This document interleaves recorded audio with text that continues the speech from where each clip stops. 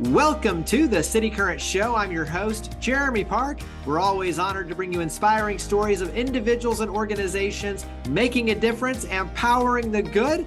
And in this case, we're talking about restoration, advocacy, education, and so much more with RestoreCore.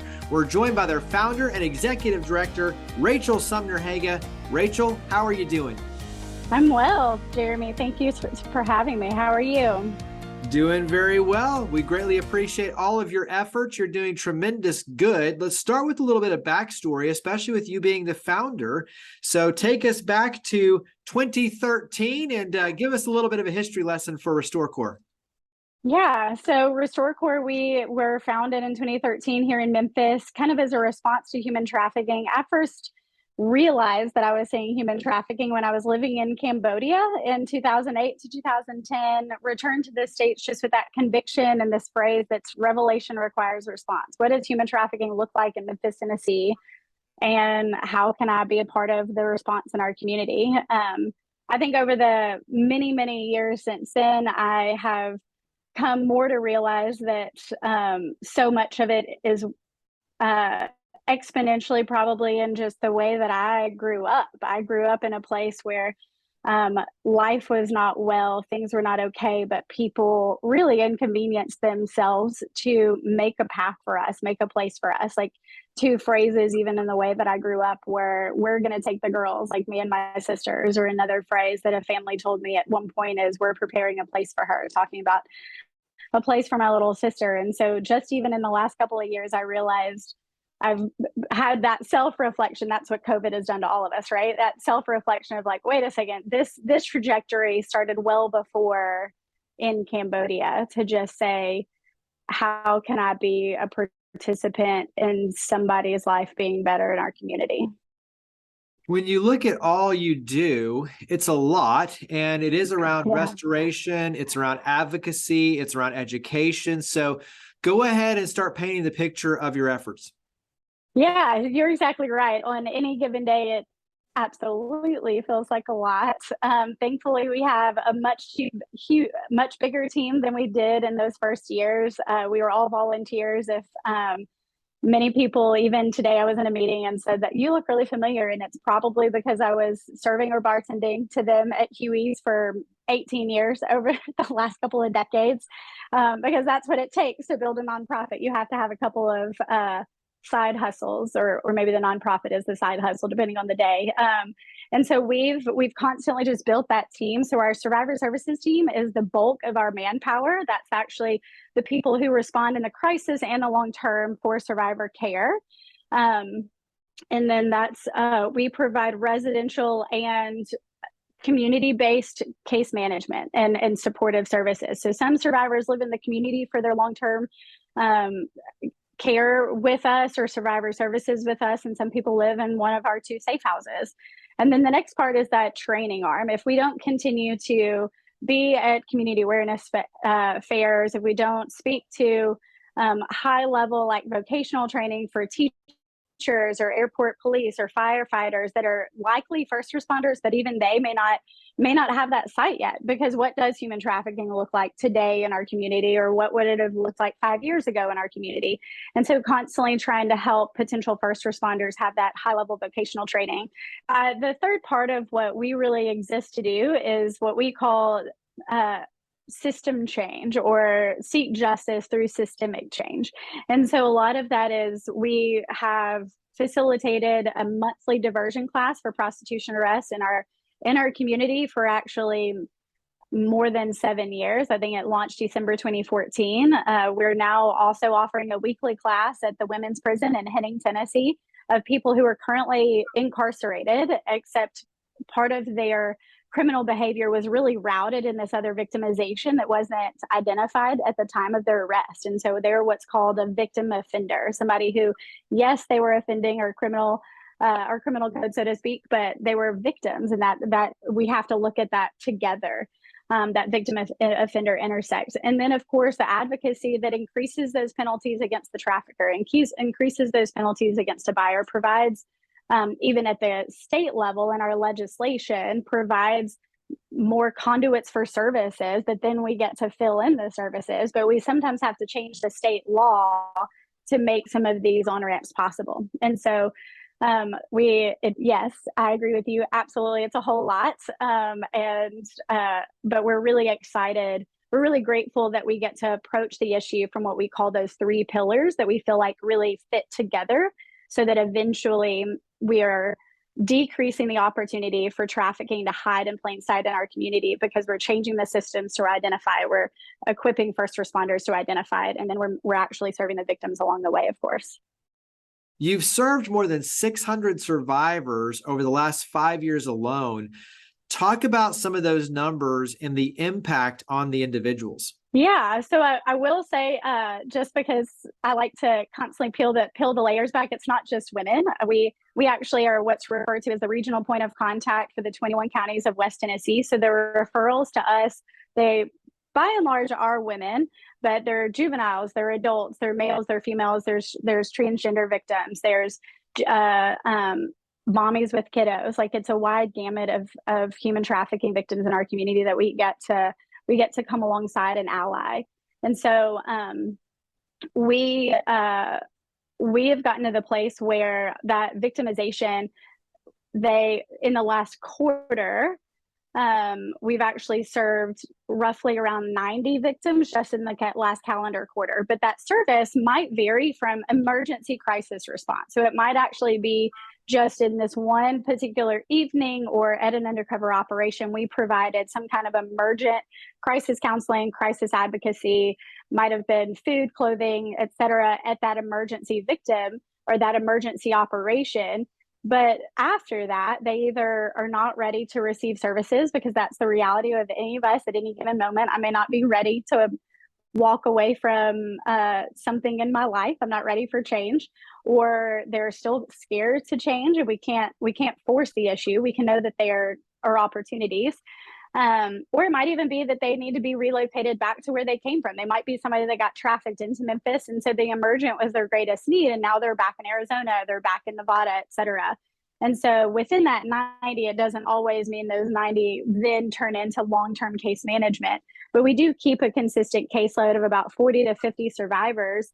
And as we survey them, 88% of those survivors do say that they are that they better understand how this victimization affects their life. A high percentage of them say that they, during the course of case management with us, they are attaining goals that they set for themselves and more. And so it's really, we aim to, what we say for survivor services is decrease vulnerabilities and increase the sustainable support system. Absolutely, we want to say, I hope that they never go back to the life. Like, that's clearly the aim, but there's so many related factors that can play into something like that I can't control. So I can't control neighborhood. I can't control legislation. I mean, well, that's arguable. I try to affect that as much as possible.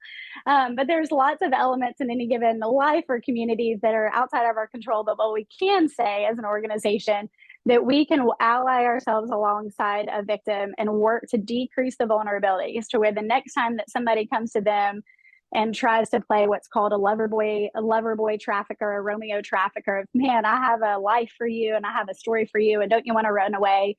They are less vulnerable to think that kind of story is their best way out of whatever situation or their best opportunity.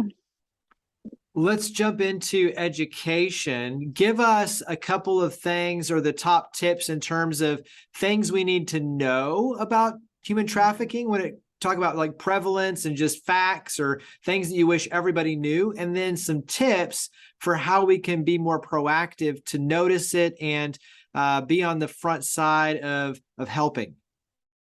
Yeah. So like another way that a lot of times people ask me this is, tell us some of the red flags to look for. And we've actually, we along with some of my colleagues across the state have kind of gotten to the place where we don't actually give red flags on the fly, because so much of it is so specific to situation. It's specific to vocation. It's specific to a number of different things. And I don't mean that to be disheartening, but for me, years at Huey's, because of my experience there, because of my longevity there, I know interpersonal relationships. Like I can read a room at Huey's that maybe somebody else isn't going to be able to. And so I have followed a girl to the bathroom at Huey's and asked her about her date and what was going on.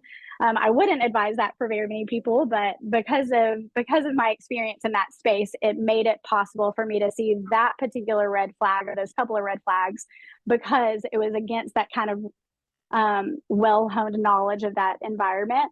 And so we really aim to do awareness for sure, show up at a kind of table community event and say we exist here, et cetera.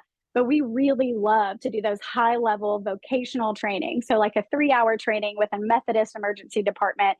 This is how it's going to present in an emergency room. How do you separate that person from the exploiter? What are some tips and tricks and some scenarios that we can play out in an emergency room setting for you to be able to make that intervention? Same thing with fire department or MPD or airport police. Like obviously at the airport, it's going to look different. Like they're going to just have little snapshots. Is one person holding the majority of the passports, and somehow you have to know that it's probably not a youth group leader, you know? So we love doing those high level trainings on vocation, because it's one of the survivors that I've adored for forever here in Memphis. She said, I wish that my teachers had paid attention when I stopped paying attention. And that is heartbreaking, that it's like this child was going to school every day, participating in class, and then there was a change for her. And so a lot of times red flags in any of our environments is because what's the outlier, so to speak. And so that's some of those outliers are going to be different based on environment. Yeah. Let's switch over and talk about an upcoming event and an opportunity to support your efforts. And so November 12th is the date, and 9:01 is the start time. Give us some background on this upcoming event. Yeah. So as you said, it's the name of the event. It's free 9:01, 5K, 10K. You don't have to run if you're trying to get your miles in to prepare for St. Jude. Come on out, because we have that longer distance to be able to help you out, get closer to that half marathon or marathon, or 10K for that matter. And then, but that 9:01 start time, I don't know about you, which I feel like your whole brand is like, we love Memphis. And so that's kind of how I roll. Anything that reaffirms Memphis is lovely, like Memphis is something I choose, is kind of how I roll. Like even at Huey's, again, like, one of my managers there used to call me Miss 901, because it's such one of those places that people always say, oh, you need to go over there and get a burger. And so on any given shift, there's tourists from somewhere else. Where else should I go? And that would be my favorite conversation. 901 is the place. And so, and as well as we are exceptionally aware that there are lots of people on any given day, we are in the weeds knowing of the faces and the people that are caught up in trafficking, and that 901 is not free for everybody on any given day. And it's not just trafficking, it's a lot of things that burden people in our community, or that they just feel kind of confined by. And so, but to be able to say, well, let's rally for a free 901 and let's launch it, let the race start at 9:01 to just edify it another round, and do it in a place like WISEACRE downtown, where it's the beer garden. And if you're really fast, then no judgment on starting the beer a little bit earlier, et cetera. And so that was part of the struggle, right? The people who are the early runners are gonna have to get that beer a little bit earlier, but have a good time with Gary Goen, the Gary Goen Band, and others, to just say, yes, we're all fully aware that Memphis, at times, we don't feel free here. Like the burden the burden is great. But today in this place, at that given moment, on that Saturday morning, hopefully there'll be hundreds of people that say, yeah, but why can't we hope for more and go after it? Talk about how it works in terms of the money and getting involved in registration. So talk about the logistics. Yeah, so we have a race page. You can get to it by going to our website. The landing page on our website right now actually has right above it, like right there on the very beginning of it, says free 901 5K. It takes you to a different page where you can click a button for that registration. We have a 5K and a 10K option for, I think they're $35 and $45 each. With that race registration, you get the WISEACRE beer. You get a cool race bag, of course, with all the swag of all of our sponsors. Gary Goen is going to be out there as the band, as I mentioned, and just hopefully a really good time with hundreds of other people in Memphis that are running for a community free of human trafficking. Absolutely. Wrap up again with website and where we can go for registration, but also to learn more and get involved with your efforts with RestoreCore. Yeah, so you can find us at restorecore.org, RestoreCorps.org. And that name even says to restore is to give or to put back someone or something in like a previous condition, in the original condition. And a core, CORPS, is a body of individuals that are engaged in a task. And so we love to add more and more people to what we call our core team, like people who are engaged in this restoration effort, from volunteers, from donors, to people who are going to just invite us to your sphere of influence, your community group, et cetera, to say, this is what it looks like in our community, then how can you be involved? Absolutely. Well, Rachel, thank you for all you and your amazing team do. Thank you for coming on the show.